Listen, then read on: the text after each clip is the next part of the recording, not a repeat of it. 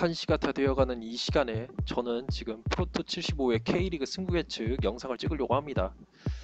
지금 새벽에 찍는 거기 때문에 제가 평소답지 않은 그런 약간 좀 다운된 톤으로 이렇게 얘기를 하게 된다는 거 살짝 좀 양해를 부탁드리고요.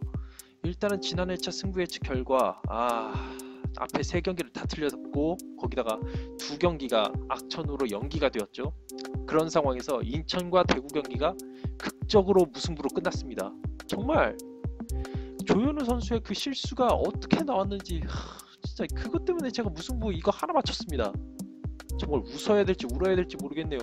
아무튼 간에 제가 한 경기를 맞추면서 지난 회차에서는 문화상품권을 아꼈다는 거, 그러니까 이번에 댓글 다셔서 문화상품권 타가셨으면 좋겠습니다.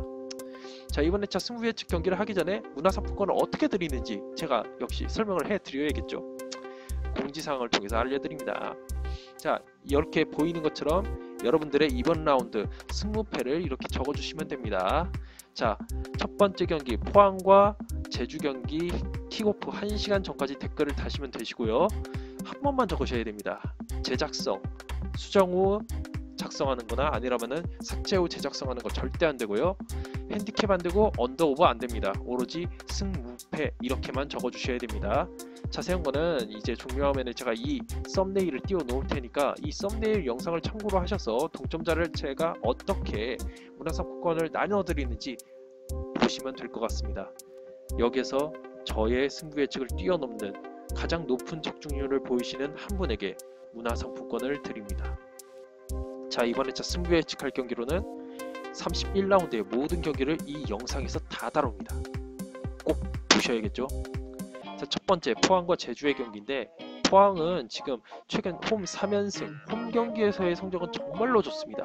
그리고 이 홈 3연승을 거두는 동안에 완델손 선수가 결정적인 역할 2번이나 했습니다. 해트트릭 2도움에다가 거기다가 결승골까지 넣으면서 포항의 상승세를 이끌어 나가고 있어요. 그렇기 때문에 이 완델손 선수의 활약, 여기에 팔로세비치 선수가 영입 초기 때에는 그렇게 좋은 모습을 보이지 않았었고 거기다가 뭐 잠깐 좋은 모습을 좀 보이면서 자기의 장기를 발휘하는가 싶으면은 또 명단에서 안 나와요. 근데 최근 들어선 정말 나름 쏠쏠한 활약을 펼치고 있다.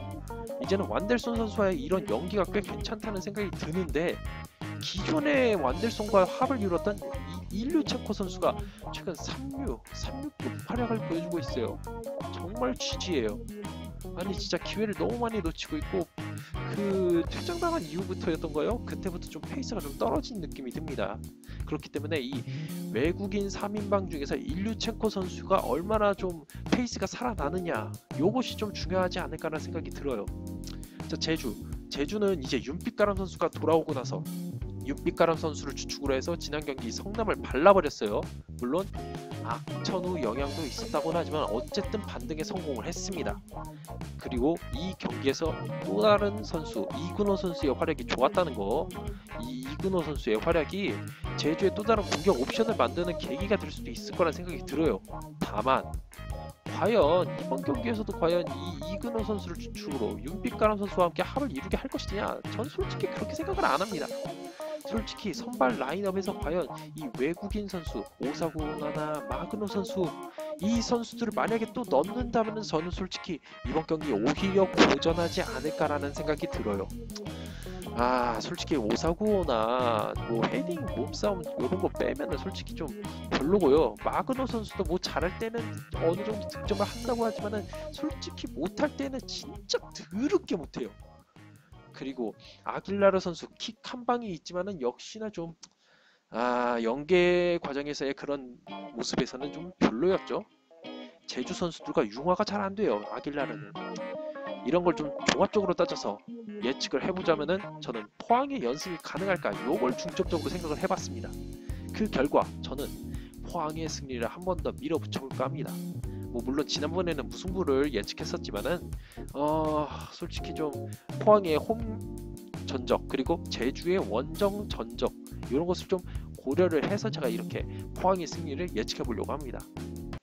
다음으로 이제 전북과 대구의 경기인데 최근 페이스를 보면은 정말 전북의 로페즈, 호사 이 외국인 선수들이 정말 포텐이 터질 대로 터지고 있습니다. 지금 대구 상대로도 이 두 선수의 활약 기대해 볼 수 있을 거라는 생각이 들고, 자 그리고 무엇보다도 지금 전북이 리그 18경기 홈 13경기 무패 행진 정말 대단합니다. 지금 전북이 깨질 듯 미끄러질 듯 안 미끄러지고 있는 그런 상황이다 보니까 전북의 승리, 전북의 강세를 좀 예측해 볼 수 있을 것 같긴 한데, 한 가지 좀 걸리는 게 있어요.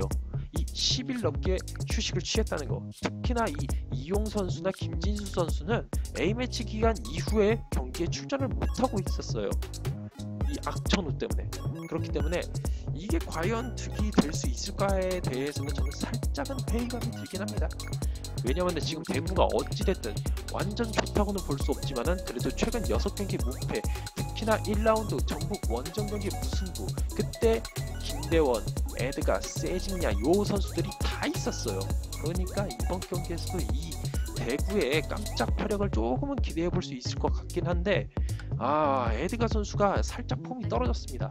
물론 페널티킥으로 지난 경기 득점을 했다고는 하지만은 이 슈팅 날리는 걸 봤을 때에도, 그리고 스피드 역습을 할 때나 아니라면 공격을 이끌어 나갈 때 에드가 선수의 그 폼을 보면은 확실히 좀 페이스가 처졌다는 생각이 들어요.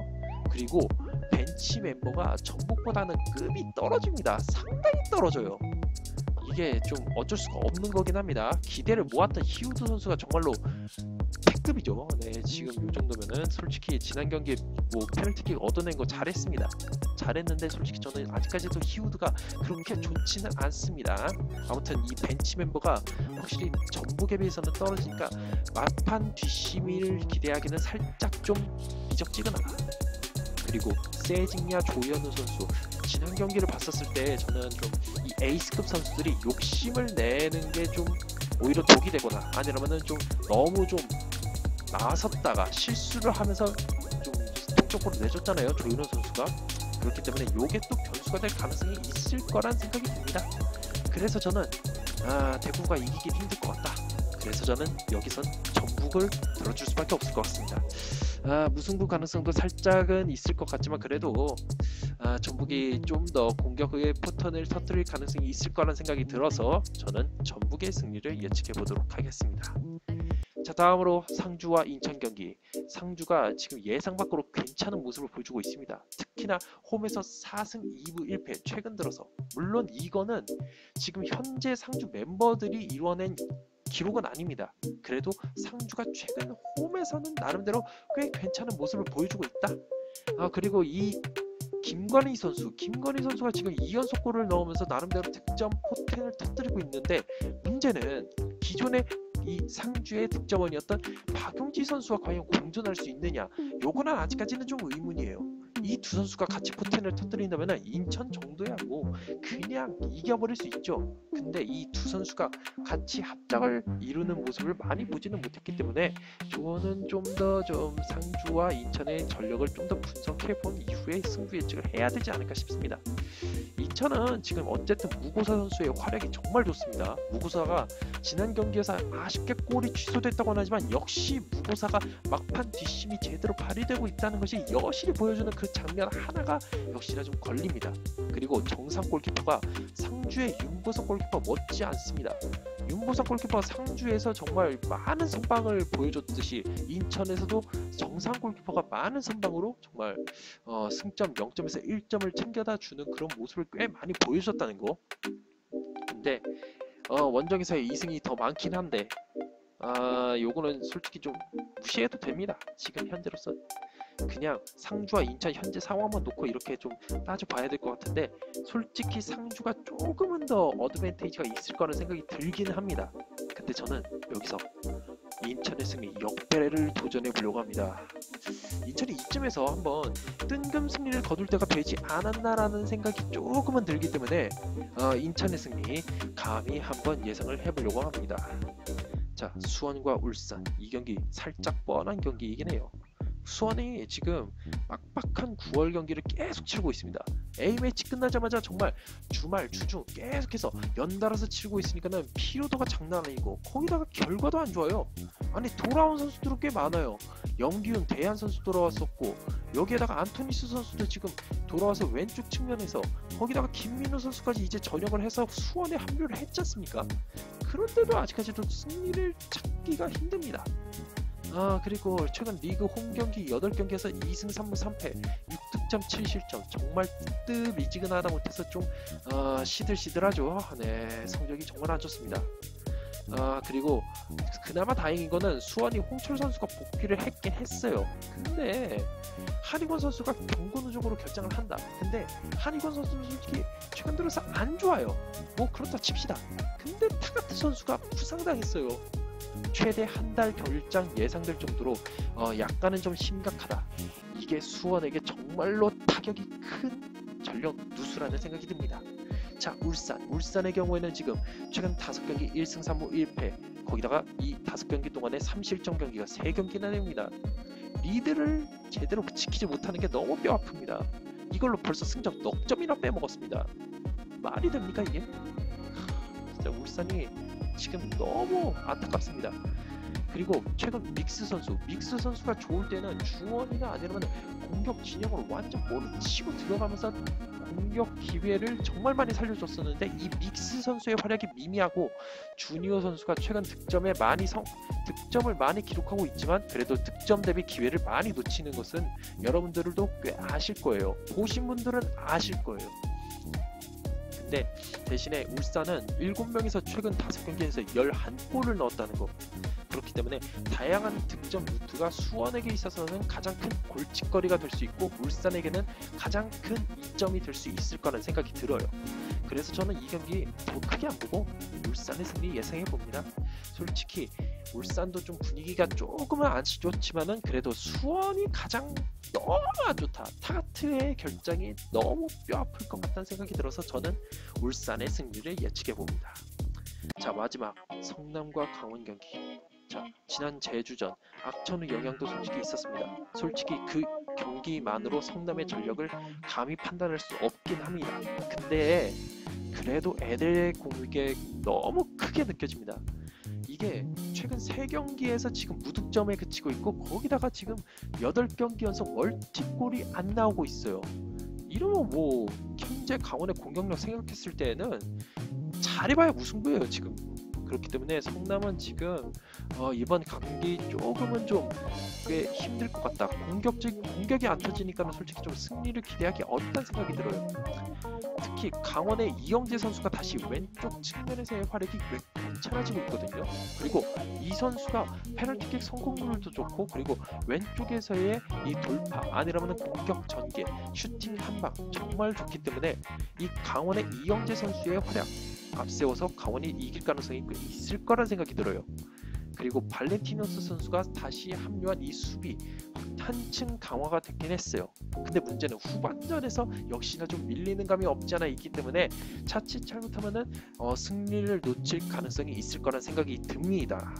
하지만 저는 역시 강원의 승리를 예측해 보려고 해요. 성남의 득점력이 너무 안 좋고 이 강원의 수비가 그래도 좀 강화가 됐으니까 성남의 공격을 막기 좀 괜찮지 않을까라는 생각이 들어요. 그래서 저는 여기서 강원의 승리를 예측해 보려고 합니다. 이게 마지막이네요. 서울과 경남 경기. 이게 좀 까다로워요. 서울이 지금 어쨌든 전북을 제외하고는 리그에서 홈 경기 13경기에서 8승 5무를 기록하고 있습니다. 전북을 제외하면은 솔직히 서울을 홈에서 꺾기가 정말 힘들다는 거. 그리고 박주영 선수, 갓주영 선수가 최근 2경기 연속 좋은 모습. 지난 경기에서 아깝게 이게 옵사이드 판정이 났었던 거 그럴 거예요. 그래갖고 골이 취소가 됐지만 그래도 박주영은 박주영이다. 서울을 먹여 살리려고 정말 부단히 노력하고 있는 박주영 정말 대단합니다. 근데 최근 5경기 서울이 1승밖에 없어요.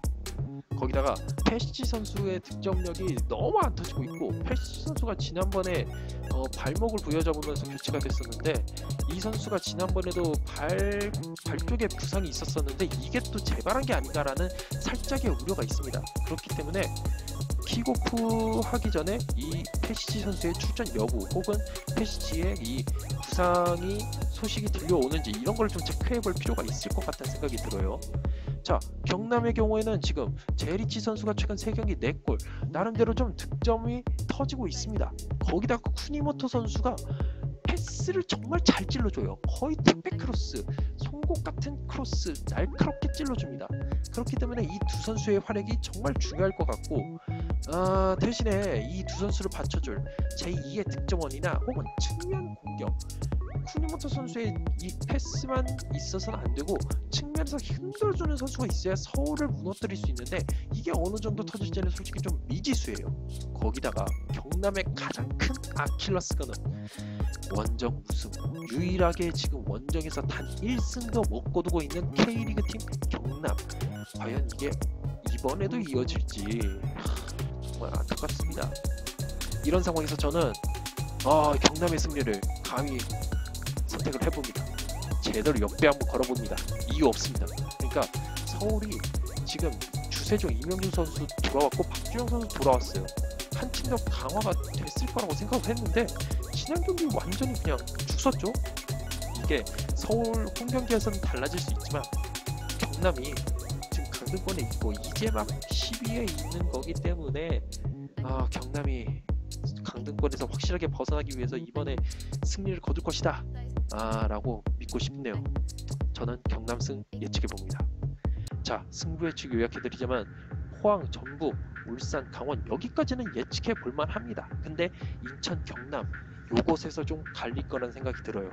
과연 여러분들은 어떤 승부 예측을 생각하시는지 댓글로 꼭 남겨주시면 저를 이기신 분 중 가장 높은 적중률을 보이시는 분께 문화상품권을 드리도록 하겠습니다.